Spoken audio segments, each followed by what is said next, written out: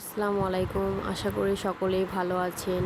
আজকে আপনাদের মাঝে আমি শেয়ার করব ইলিশ মাছ দিয়ে খিচুড়ি রান্না। জানি না খাবারটা কে কে রান্না করে খেয়েছেন। তো দেখতেই পাচ্ছেন আমি সব কেটে ধুয়ে রেডি করেছি। খিচুড়ি রান্না করতে যা যা লাগে সব যাবতীয় মশলা আমি রেডি করে রেখেছি।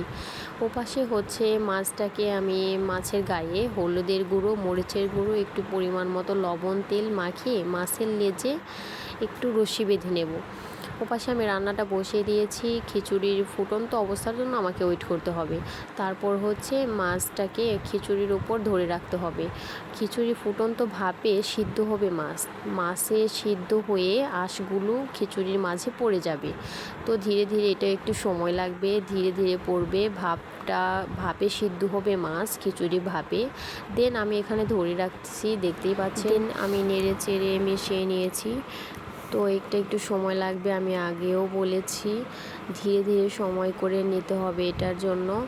তো এটা খেতে কিন্তু খুবই টেস্ট হয়। হ্যাঁ, তো মাছটাকে একটু সময় করে নিতে হবে সিদ্ধর জন্য। তো একটু পরেই আমার মাছটা হয়ে যাচ্ছে, এই যে দেখতেই পাচ্ছেন। আমার মাছটা কিন্তু প্রায় শেষের দিকে হয়ে যাচ্ছে সেদ্ধ। তো কিছু অংশ বাদ রয়েছে, তো হয়ে যাবে। তো ফাইনালি হয়ে যাওয়ার আগে কারেন্ট চলে যায়। তো দেখতেই পাচ্ছেন টর্চ লাইট জ্বালিয়ে আমি রান্নাটা কমপ্লিট করি। তবে রান্নাটা খেতে কিন্তু খুব টেস্টি হয়েছিল, খুব ইয়ামি হয়েছিল। আমার ফ্যামিলির সবাই এটাকে খেয়ে বলেছে রান্নাটা অনেক টেস্ট হয়েছে। তো আরেকদিন রান্না করে খেয়ে দিতে বলেছে সবাই। তো আশা করি আপনারা একদিন রান্না করে খাবেন, খেয়ে দেখবেন, খুবই টেস্ট হয়। তবে খিচুড়িটার মাঝে কাটা তেমন থাকে না। সবাই বলে যে ইলিশ মাছ দিয়ে রান্না কাটা থাকতে পারে, এত কাটা থাকবে না।